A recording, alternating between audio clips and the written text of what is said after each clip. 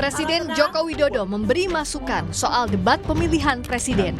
Jokowi menilai debat ketiga kurang menampilkan substansi dan visi para calon presiden, melainkan lebih banyak serangan ke arah personal.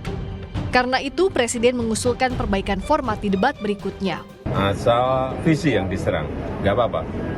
Tapi kalau sudah menyerang personal, pribadi yang tidak ada hubungan dengan konteks debat tadi malam, mengenai hubungan internasional, mengenai geopolitik, mengenai pertahanan, dan lain-lainnya, saya kira kurang memberikan pendidikan, kurang mengedukasi masyarakat yang menonton, sehingga debatnya memang perlu diformat lebih baik lagi, ada rambu-rambu. Calon Presiden nomor urut 1 Anies Baswedan mengaku terkejut Presiden Joko Widodo mengomentari debat ketiga Pilpres. Anies pun menganggap aneh pendapat soal serangan personal dan meminta semua pihak melihat ulang debat yang ia sebut fokus terhadap kebijakan. Aneh kalau dipandang sebagai personal, ini sama sekali nggak ada personal. Semuanya adalah tentang kebijakan, bisa direview ulang kok apa yang tadi kemarin dibahas. Jadi malah saya agak terkejut kok Pak Presiden ikut komentar soal debat ya. Jadi saya rasanya nggak mau komentar terlalu banyak dah, biar publik aja nanti yang menilai. Calon Presiden nomor urut 3, Ganjar Pranowo pun membantah telah menyerang sisi personal kandidat lain saat debat Pilpres ketiga akhir pekan lalu. Ganjar mengklaim semua yang ia pertanyakan masih dalam konteks visi misi dan program kandidat presiden. Ya, soal Pak Jokowi yang bilang kalau debat ketiga banyak serangan personal, gimana Mas? Saya personal, saya menyerang program. Meskipun ada usulan evaluasi dari Presiden, KPU menegaskan tak akan ubah format debat. Artinya, mekanisme debat 21 Januari mendatang yang diikuti para calon wakil presiden akan sama. Tema yang diangkat antara lain energi, sumber daya alam, dan lingkungan hidup. Tim Liputan Kompas TV.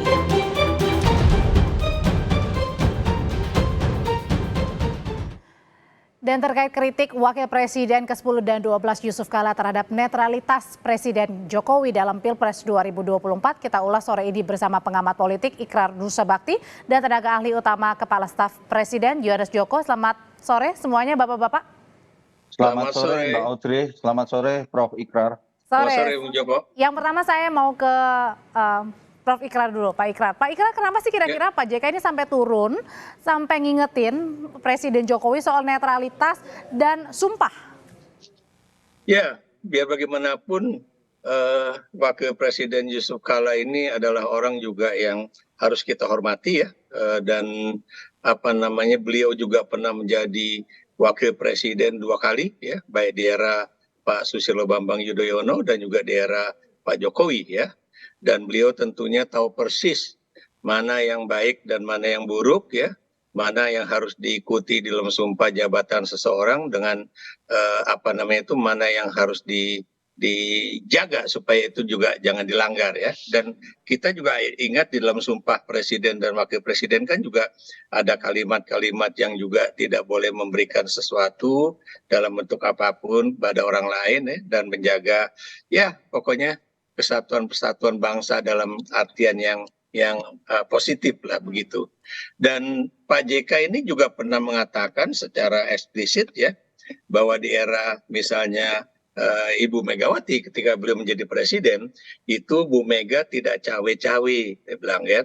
Makanya dia bilang Pak SBY dan Pak JK bisa memenangi pemilu presiden secara langsung ya itu pada 2004 ya. Jadi di sini menunjukkan bahwa beliau juga memberikan contoh yang baik ya kepada. Tapi Pak Ikrar, ya.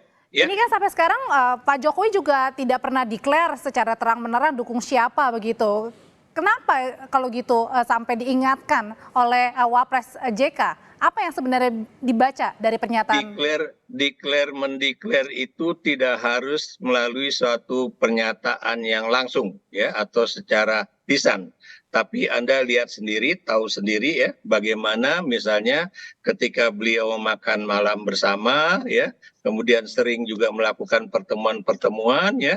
Makan bersama bareng siapa nih maksudnya? Dengan Pak Prabowo ya, bahkan juga dengan petinggi dari partai koalisi pendukung paslon nomor 2 ini ya.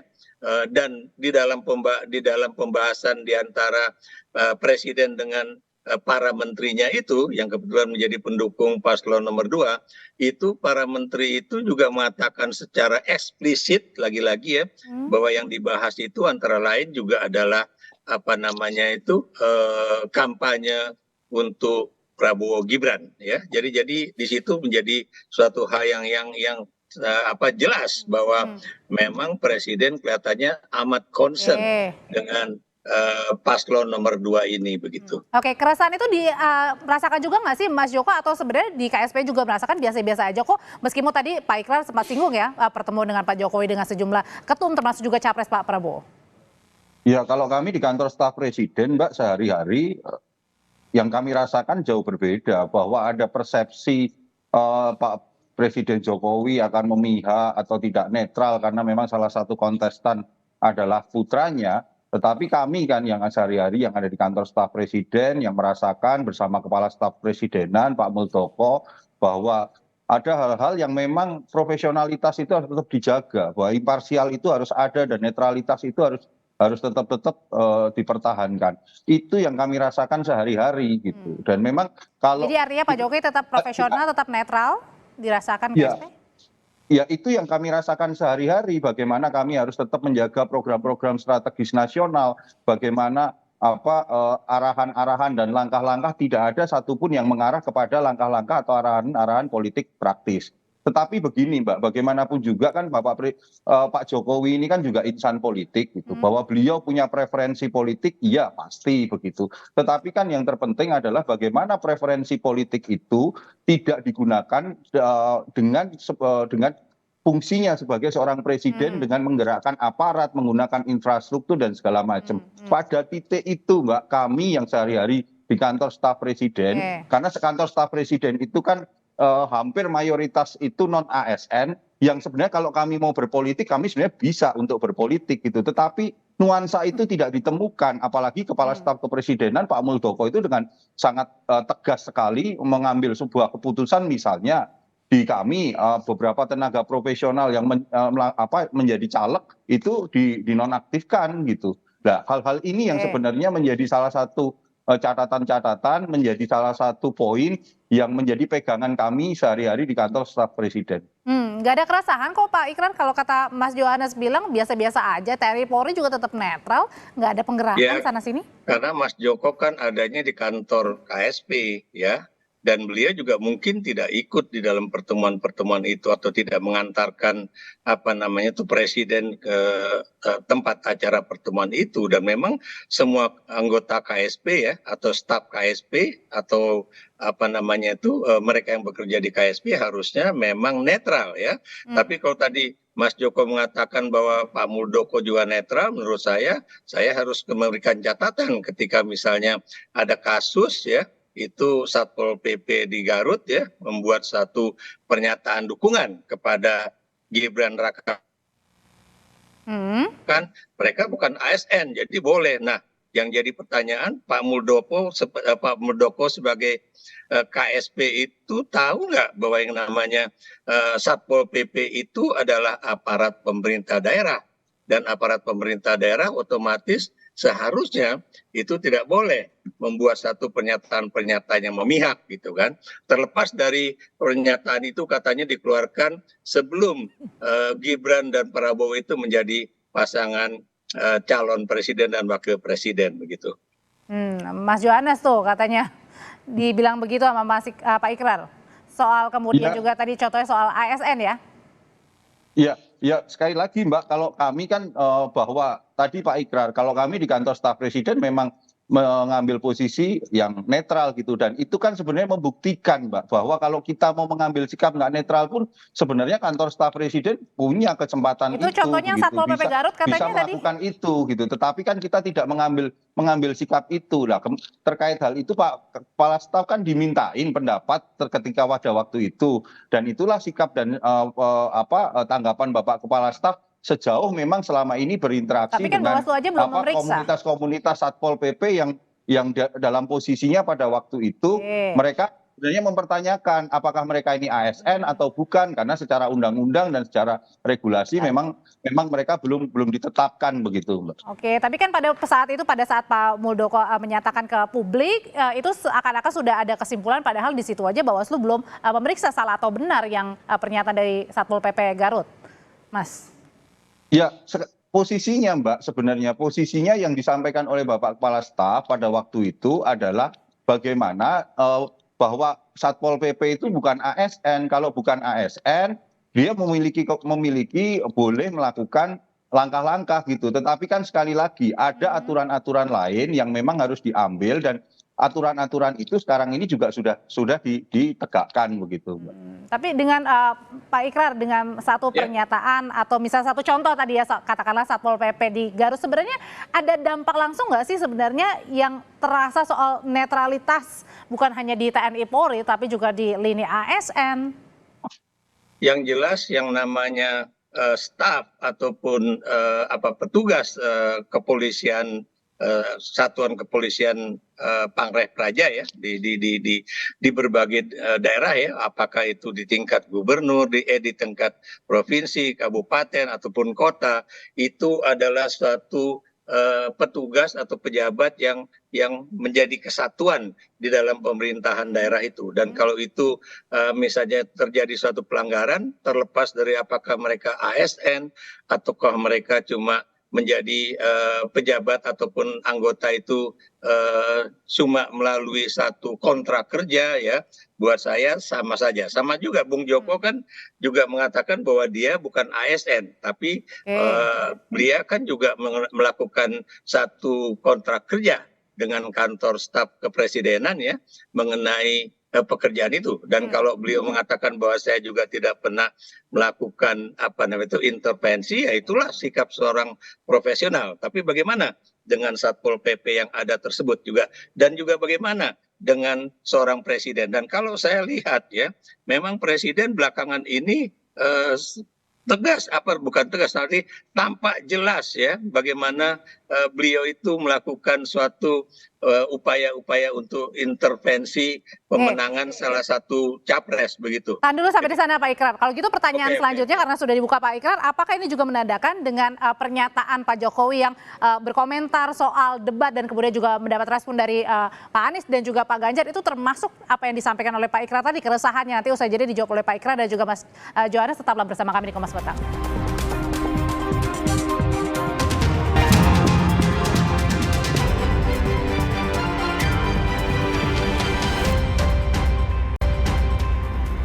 Melanjutkan pertanyaan saya sebelum jeda, Mas Joko. Jadi kalau misalnya Pak Presiden ini berkomentar soal debat, kemudian juga dapat respon dari Pak Anies, dibilang kok Presiden komentar soal debat, Pak Ganjar juga berkomentar begitu. Kalau gitu menurut Mas Joko dan juga teman-teman KSP, ini bentuk intervensi kah?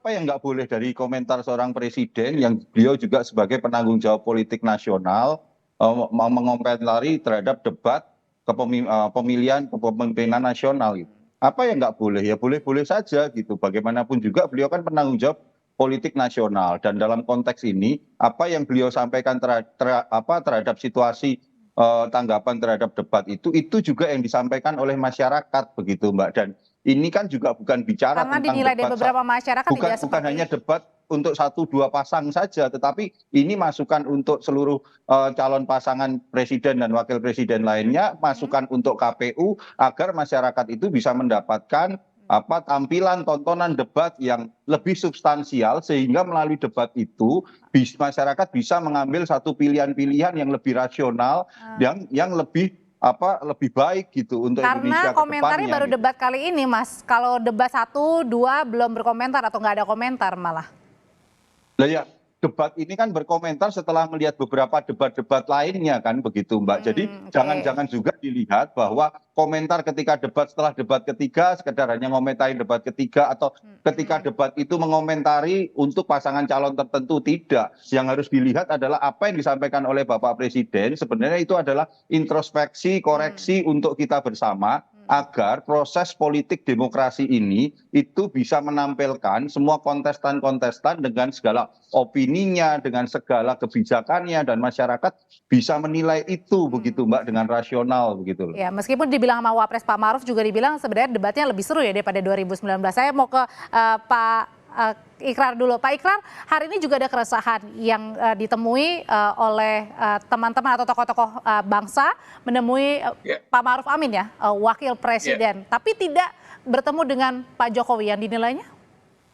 Ya, jadi kalau tadi saya dengar berita Kompas TV ya, itu jelas bahwa tokoh-tokoh bangsa itu akan menemui para tokoh sesepuh bangsa dulu, dan kemudian memang sudah mengajukan rencana pertemuan dengan presiden. Mungkin nanti ketika presiden sudah pulang dari lawatan ketiga negara ASEAN ini baru mereka bisa bertemu ya. Tapi yang ingin saya komentari juga ya, persoalan debat ini, pertanyaan saya kepada Bung Joko ya, apakah ketika Presiden Jokowi pada 2019 beliau sudah menjadi presiden dan kemudian bertanya kepada Pak Prabowo tentang luas tanah yang dikuasai oleh Pak Prabowo, apakah itu kemudian juga menjadi bagian dari suatu kebijakan ya. Jadi ini juga semuanya sama aja ya. Dan menurut saya presiden itu mewakili masyarakat yang mana? Karena kita tahu sebagian besar masyarakat Indonesia itu menikmati perdebatan yang kemarin. Kenapa demikian? Karena buat kami itulah perdebatan yang paling mendidik ya. Kenapa demikian juga ya? Karena Anda tahu sendiri secara kita tanyain ke Mas Joko langsung ya Pak Ikrar. Kenapa? Untuk dijawab langsung ya Pak ke Mas Joko ya. Oke, silakan Mas Joko.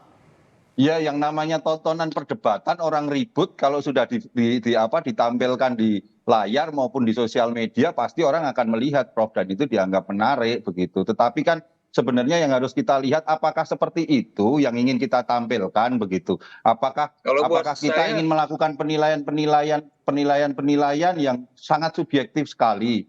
Jadi ini yang sebenarnya yang harus kita dorong, Prof, untuk kita bersama-sama, bahwa proses pendidikan politik kepada masyarakat itu harus masuk kepada substansi, tidak sekedar kulitnya, tidak hanya sekedar menampilkan tampilan-tampilan tontonan yang sebenarnya di antara para elit ketika berdebat itu kelihatannya keras, tetapi kan di bawah itu memberikan penafsiran yang lain gitu terhadap debat-debat itu. Itu yang menjadi pemahaman. Dan ketika saya berkomunikasi dengan sebagian masyarakat, mereka juga mengatakan, ya kok apa iya pemimpin kita dalam menciptakan pemimpin kita harus berdebat dengan seperti itu begitu. Ada juga yang setuju, ada juga yang tidak setuju, dan memang inilah Prof demokrasi yang ada begitu. Baik, Ikrar, silakan. Begini ya, yang jelas kalau menurut saya kemarin itu perdebatannya justru sangat substansial. The problem is ya, itu Pak Prabowo sebagai Menteri Pertahanan, dia tidak menguasai data-data itu sendiri. Mungkin beliau itu merasa bahwa karena dia Menteri Pertahanan pasti bisa menjawab, karena itu bidang dia.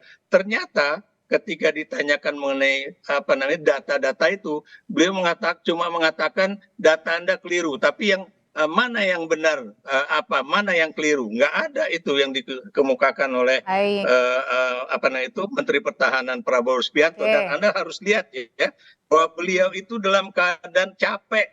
Harusnya seorang calon presiden sebelum berdebat itu harus fit dan tahu fit mengenai tapi kalau misalnya untuk juga yang harus dia ungkapkan. Kita kembali lagi Pak Ikrar soal tema diskusi pada sore hari ini adalah soal netralitas Presiden Jokowi yang kemudian disampaikan juga oleh Pak JK ya, Wapres 10 dan juga 12. Nah kalau gitu gimana caranya menunjukkan netralitas seorang presiden di Pilpres 2024 agar tidak disangka yang tidak-tidak oleh publik, Pak Ikrar? Ya, harusnya beliau juga tidak perlu menunjukkan baik secara verbal maupun secara langsung ya, itu mengenai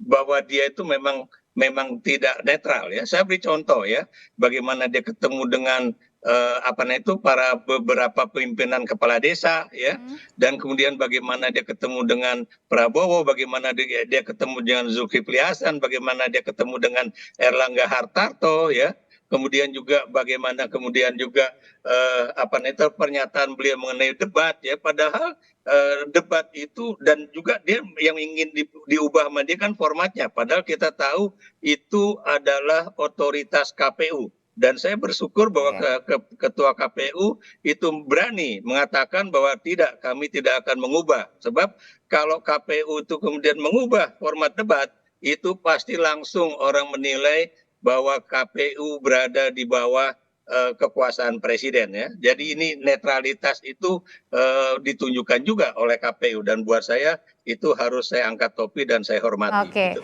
Kalau netralitas sudah dirasakan ditujukan kepada KPU dan KPU sudah melakukannya, kalau dari KSP sendiri gimana caranya juga untuk meyakinkan ke publik bahwa istana ini tetap netral di Pilpres?